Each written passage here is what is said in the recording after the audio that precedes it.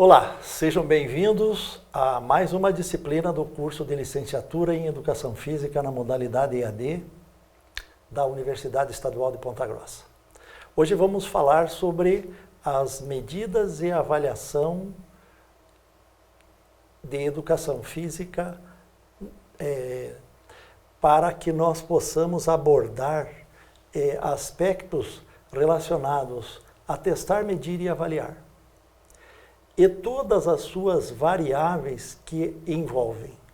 Eu sou Flávio Kalinowski e leciono essa disciplina neste curso. Na primeira unidade, vamos abordar a natureza, a forma, níveis de medidas aplicadas à área da educação física. Então, na seção número 1, vamos trabalhar com os conceitos de medida e avaliação. Portanto, teste, medida e avaliação. Então, teste é o instrumento que nós utilizamos para medir. É o instrumento que nós vamos utilizar para que nós coletamos o dado. O valor numérico, o dado, estabelece a medida. Então, a medida é o valor que nós coletamos através da aplicação do teste. E a avaliação é o julgamento de mérito. É o julgamento que nós fazemos utilizando a medida, que é a régua, o valor, a unidade que nós subtraímos a partir da aplicação do teste. Portanto, o teste é o instrumento que nós usamos para medir, a medida é o valor numérico quantitativo que nós obtemos através da aplicação do teste e a avaliação é o julgamento de mérito que nós temos a partir do valor numérico estabelecido pela medida. A avaliação pode ser por norma ou por critério. Ela pode ser referenciada dessas duas formas, né? Norma ou critério. Norma é quando nós comparamos um indivíduo aos demais integrantes, por exemplo, da sua classe. Nós vamos comparar um indivíduo com a sua classe. Então, aí nós estabelecemos uma norma. E por critério, nós estamos usando a referência, os valores padrão, os valores da literatura. Nós vamos pegar este valor desse teste que esse indivíduo se submeteu e comparar com os valores estabelecidos na literatura. Os testes, eles podem ser estabelecidos por objetivo, né? Com que objetivo nós estamos querendo fazer isso, né? Nós estamos com necessidade de iniciar um programa dentro de uma classe para melhorar as capacidades dentro daquela classe. Então, nós vamos objetivar o teste. Pode ser para verificar o progresso, a progressão do indivíduo, isso nós fazemos quando nós temos uma classe e nessa classe nós aplicamos um teste para verificar o quanto esse indivíduo, ao longo do tempo, ele desenvolveu-se a partir da aplicação das nossas aulas. Isso acontece normalmente quando você faz uma prova. Serve também para o aspecto cognitivo. Quando nós fazemos uma prova, nós verificamos como é que o indivíduo está progredindo, está andando, está melhorando ao longo da disciplina. Pode ser para classificar os indivíduos, pode ser para fazer uma classificação, para ranquear esses indivíduos, estabelecer uma ordem do melhor para aquele que não tem tão bom desempenho. Pode ser então para selecionar também. Nós podemos selecionar, nós queremos fazer uma equipe representativa da escola, então nós selecionamos, nós usamos um teste de seleção. Pode ser um teste também para diagnosticar, para fazer o diagnóstico, para verificar como é que esses indivíduos estão no início de um programa, no início das atividades da sua disciplina.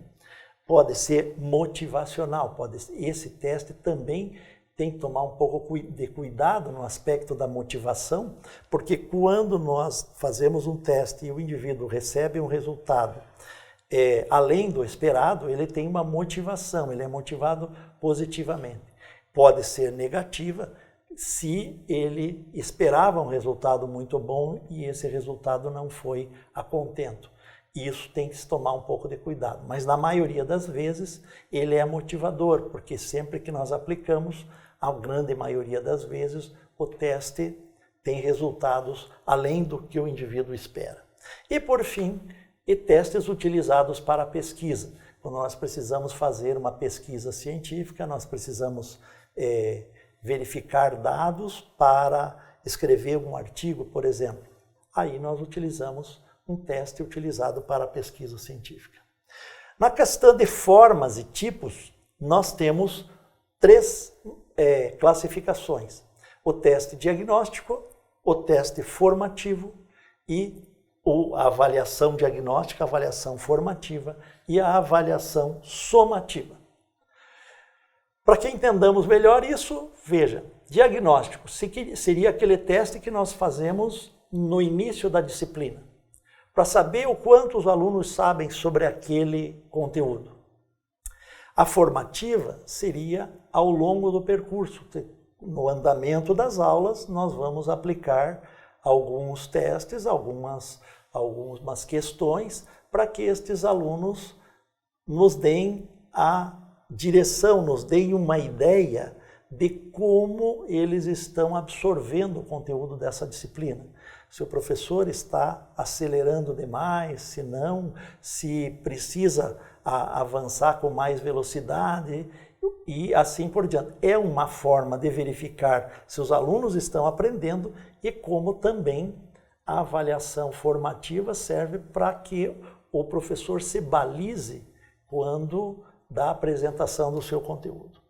E a avaliação somativa é aquela avaliação final, né? Aquela que reúne todos os conteúdos ministrados na disciplina e que nós vamos ver realmente se o indivíduo conseguiu a competência necessária para dominar aqueles conteúdos e passar para uma outra unidade, conteúdo. Na seção 2, melhor dizendo, nós temos os critérios para a seleção de teste. E esses critérios, eles estão bem descritos, mas nós podemos abordar que para estabelecer os critérios nós temos que ter objetivo, temos que pensar no treinamento de pessoal, se é necessário que nós treinemos um grupo para aplicar os testes, nos resultados transmitidos ao testado, e isso é muito importante. Por quê? Porque nós não podemos só coletar o dado e não transmitir esses dados para o indivíduo que se submeteu ao teste. Comparação da evolução, isso é uma forma que nós temos de incentivar, encorajar o nosso testado. A simplicidade e a adequação, quer dizer, os testes têm que ser simples, mas têm que ser adequados àquilo que nós queremos, e essa adequação ela tem ser relacionado com os equipamentos, com a área física que nós precisamos e com as condições que nós iremos aplicar. Aproximação da realidade. Nós nunca podemos fazer um teste que esteja muito fora daquela aplicação do dia a dia. Um grande exemplo disso é se nós queremos saber se o indivíduo tem um número de acertos no arremesso de basquetebol, por exemplo, nós vamos fazer só o teste de arremesso sem a marcação, porque se nós queremos saber qual o desempenho dele que esse indivíduo teria quando ele está numa situação de jogo, nós temos que aproximar da realidade, nós temos que fazer com que alguém faça uma marcação no momento desse arremesso. Portanto, se nós fizermos só o teste de arremessos, isso serviria para os lances livres, por exemplo, mas não serviria para as situações de jogo. Para a situação de jogo, nós temos que colocar um indivíduo fazendo a marcação, porque é isso que acontecerá durante o jogo. Ele tem que ser padronizado. Esse teste tem que ser padronizado, por quê? Porque ele tem que ser repetitivo, nós podemos repetir esse teste. E ao repetir esse teste, nós temos que ter resultados iguais ou muito próximos. Aí nós temos então a validade a fidedignidade e a objetividade dos testes. Então, o que é isso? Validade. Teste é válido como quando nós pensamos, por exemplo, que nós vamos ali no mercado comprar 1 litro de leite. Nós vamos lá comprar um pacote de leite, esse leite tem uma validade. Ele será leite enquanto nós estivermos dentro da validade.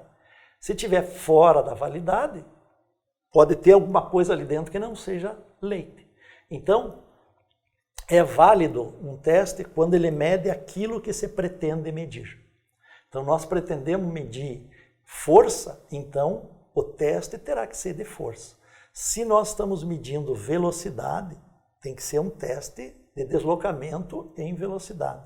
Se nós queremos medir resistência, tem que ser um teste em que o indivíduo execute movimentos por longo tempo, para que nós consigamos mensurar a resistência.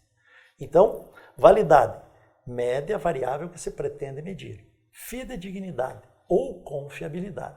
Um teste é fiel ou fidedigno ou confiável quando nós podemos repetir, aplicar ele por 2 ou mais vezes e conseguir um resultado igual ou muito próximo. E a objetividade. A objetividade tem relação com o aplicador, né? Em que 2 aplicadores aplicam o mesmo teste e a aplicação desse teste para o mesmo indivíduo por 2 aplicadores apresenta resultados também bastante próximos. E na seção 3 nós vamos falar sobre precisão, exatidão e erros de medida. Então, todos fazem uma confusão, a grande maioria dos alunos faz uma confusão muito grande sobre a questão de precisão e exatidão. Então, eu coloquei um quadrinho ali para nós mostrarmos o que é precisão e o que é exatidão. Então, por exemplo, no caso número 1, nós temos um indivíduo que fez tiros num alvo, e esses tiros no alvo, no caso 1, são precisos, porém não são exatos. Porque ele não atirou, não conseguiu acertar o búfalo, a parte central do alvo. Ele reuniu os dados não têm uma variação, a precisão é um conceito relativo à variabilidade, eles estão bem próximos um do outro, porém não acertaram no centro do alvo. No caso número 2, não tem nem precisão nem exatidão. No caso número 3 também, nem precisão e nem exatidão. Mas no caso número 4, nós temos precisão e exatidão. Ele foi preciso porque ele concentrou os 5 tiros dele no centro do alvo e foi exato porque ele acertou no búfalo. Ele acertou no centro do alvo. Então, precisão e exatidão. Exato é acertar exatamente o centro do alvo que você quer. E preciso é concentrar os teus dados muito próximos uns dos outros. E aí nós temos os erros de medida. Os erros de medida são erros de equipamento, por exemplo. Nós temos equipamentos que utilizamos para mensurar, né? Procuramos utilizar equipamentos que tenham a menor margem de erro possível, mas algumas vezes acontece, né? Nós temos que medir pressão arterial, por exemplo, nós temos que medir com um equipamento esfigmomanômetro que preferencialmente seja com coluna de mercúrio. Porque se ele for de mola, existe a possibilidade do equipamento descalibrar. Podemos ter também o erro do avaliador, né? Quando o avaliador vai aplicar e erra. E isso acontece muito nos testes de velocidade, que nós utilizamos os cronômetros. Então, o acionador do cronômetro, o avaliador, às vezes, ao acionar o cronômetro, tem o seu erro natural, né? Alguns avaliadores com um erro maior, outro menor. E o erro administrativo, né? De administração do teste. Não utilizar o protocolo correto para a administração do teste. E aí, então, nós temos esse erro de administração, ou erro administrativo, que é o erro do qual a gente administra o teste. Na unidade número 2, então vamos ver a avaliação das capacidades e das habilidades motoras. Na seção número 1 da unidade 2, então, nós vamos ver a grande diferença de capacidade para habilidade. Capacidade, temos que pensar que são aquelas características motoras que são herdadas. Elas são herdadas e vêm por estrutura genética, e a genética é oferecida normalmente pela característica zigótica da mãe. E essa característica zigótica, ela permeia como ela é celular, então ela passa para a estrutura celular do músculo, né? Então, muitas vezes as pessoas comentam que o pai, atletas, teria grande possibilidade de ter um filho com excelente desempenho atlético como o pai. Mas essa é uma afirmação não verdadeira. O que seria verdadeiro é que se a mãe é atleta, muito provavelmente os filhos herdarão essas características da mãe. Por quê? Porque aí nós estamos falando de capacidade. Se nós formos falar em habilidades, habilidade é tudo aquilo que é aprendido.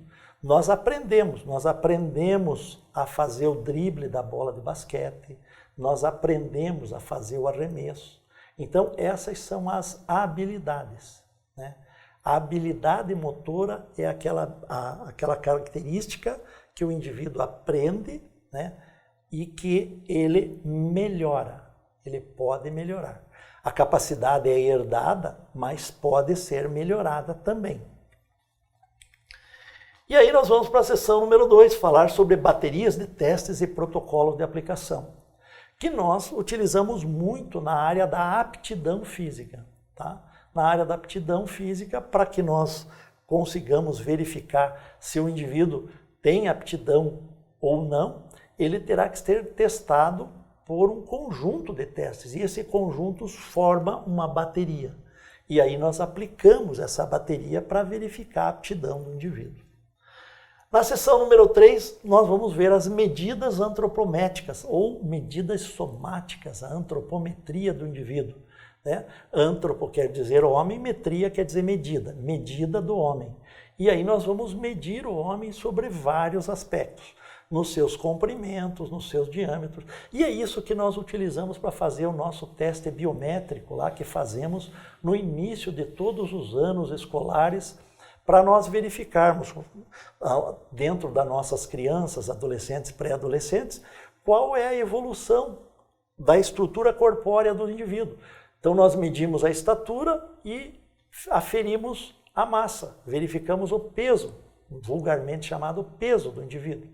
E aí nós vamos ver como é que ele está crescendo e qual seria a conformação corpórea desse indivíduo através da antropometria. Na seção número 4, nós vamos ver os testes cognitivos e as medidas psicológicas. Testes que nós vamos verificar as capacidades do indivíduo de absorver informação ou nas suas várias inteligências e os aspectos psicológicos, o que o indivíduo sente mais em relação, por exemplo, se ele está sendo submetido a uma prova e nessa prova ele tem algum tipo de desconforto.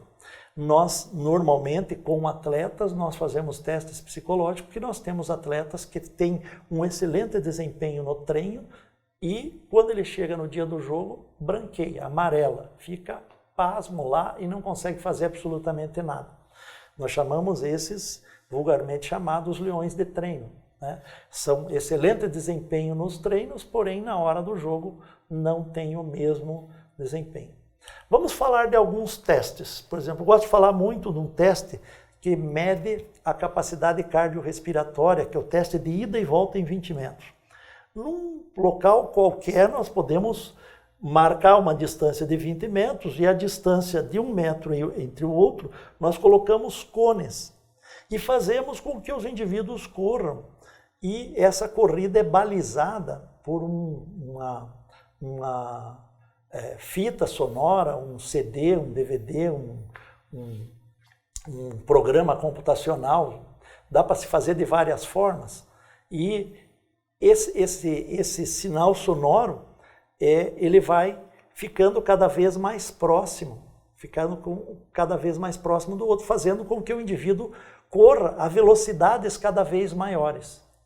A cada minuto aumenta a velocidade e ele começa a 4,5 km por hora, que é uma caminhada, é uma velocidade de caminhada, e a cada minuto ele vai aumentando meio quilômetro por hora, então fazendo com que o indivíduo a cada minuto tenha que deslocar nessa distância de 20 metros a cada sinal sonoro e mais a cada minuto fique cada vez mais veloz. Uma vez ficando cada vez mais veloz, nós vamos medindo a capacidade cardiorrespiratória do indivíduo.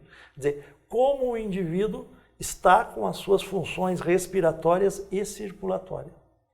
E aí nós vamos verificar que aqueles indivíduos que conseguem ficar mais tempo têm uma capacidade cardiorrespiratória maior, porque existe uma equação, uma formulazinha, para que nós coloquemos as variáveis de tempo, de estágio, de quilometragem desse indivíduo, para nós verificarmos qual seria a capacidade cardiorrespiratória. E essa capacidade cardiorrespiratória, ela é medida em milímetros de oxigênio por quilograma de massa corporal, uma vez que esse indivíduo está deslocando, está carregando a sua massa corporal durante todo esse tempo, por minuto de tempo que ele consegue suportar durante o teste.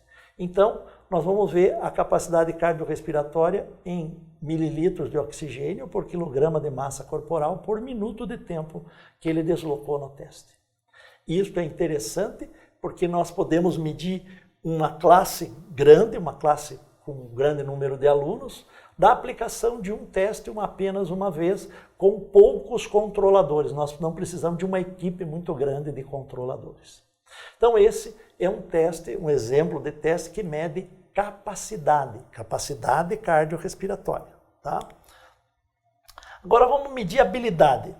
No futebol de salão existe muito claramente um teste que nós numeramos e esquadrejamos a meta, esquadrejamos o gol, e nesse esquadrejamento do gol nós fazemos uma pontuação.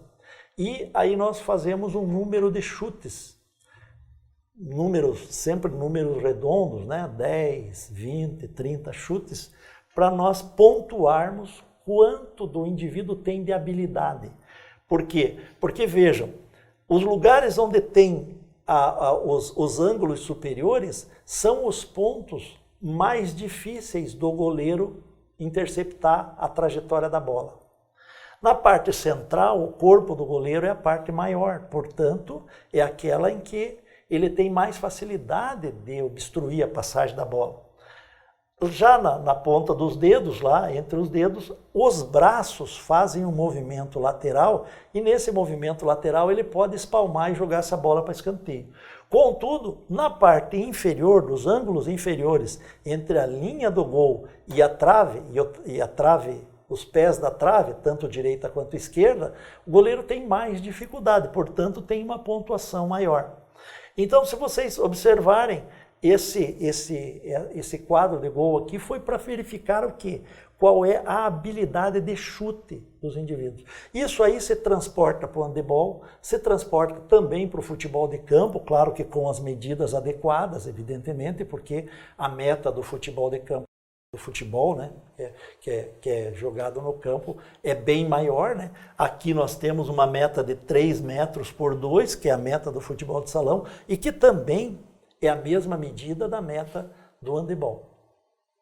Então a gente aplica isso. Tanto faz o arremesso do handebol quanto o chute de precisão do futebol. É um teste que nós podemos utilizar com facilidade para medir habilidade, tanto do arremesso quanto do chute. E aí, por fim, chegamos à unidade 3. Na unidade 3, nós vamos estudar aí a parte das noções de estatística aplicada. Como é que nós aplicamos esses dados, como é que nós vamos trabalhar esses dados estatísticos para nós termos a possibilidade de estabelecer uma avaliação, ou seja, um julgamento de mérito. E aí, as técnicas estatísticas aplicadas, elas são aplicadas à educação física e às ciências do exercício. Nós vamos estudar as variáveis, né? Todas aquelas variáveis, sejam capacidades ou habilidades, dentre os testes que nós podemos aplicar. Nós vamos dividir esses valores em percentil, decil e quartil, né? Quando nós pegamos um grupo de alunos da mesma sala e fazemos uma divisão em 100 partes. Decil, quando fazemos uma divisão em 10 partes, e quartil, como dividimos em 4 partes. E daí vamos ver as medidas de tendência central. Essas, mais estatisticamente falando, medidas de tendência central são mais utilizadas média, mediana e moda. Tá? Média, mediana e moda. E aí nós vamos ver os conceitos dessas medidas de tendência central e como nós aplicamos, como é que nós calculamos isso, como é que nós chegamos e quando nós fazemos a leitura de um artigo científico, como que nós devemos interpretar esses valores, né? Porque são medidas de tendência, elas tendem ao centro do grupo, do conjunto de dados. Então, são aquelas medidas em que, quando nós vemos um valor, nós sabemos que tem um valor ali e esse valor, ele tende a representar o grupo ao qual ele pertence. E as medidas, por fim, aí, as medidas de variabilidade. Dentre elas, estudaremos apenas o desvio padrão. Por quê? Porque é a forma com a qual nós utilizamos quase todas as avaliações são feitas na área escolar, são utilizadas a média e o desvio padrão. Quer dizer, o desvio padrão é o quanto os dados desviam-se da média. Então, já que a medida de tendência central, a média é uma medida de tendência central, o desvio padrão é o quanto os dados desviam-se da média. Isso para a gente saber se o grupo é muito heterogêneo ou mais homogêneo. E aí nós podemos estabelecer conclusões. Então, nesse conjunto de informações que nós passamos para vocês, todas elas estão contidas no nosso livro didático. Vocês têm lá dentro da plataforma o livro didático, por favor, consultem, é um livro de consulta sistemática. Vocês consultarão isso ao longo da atividade profissional de vocês também. Então, é o livro de consulta para essa área, tem uma série de informações, existem outras informações também contidas na plataforma, não hesitem em nos procurar. E eu deixo aqui o meu muitíssimo obrigado, Deus abençoe a todos, tenham bons estudos, fica ali os meus contatos, se vocês precisarem de algo, tenho certeza absoluta que os nossos tutores estão aptos para elucidar todas as dúvidas que vocês tiverem, mas se vocês precisarem de alguma outra informação, estou à disposição. Eu sou Flávio Kalinowski e essa é a disciplina de medidas e avaliação em educação física escolar. Muito obrigado a todos.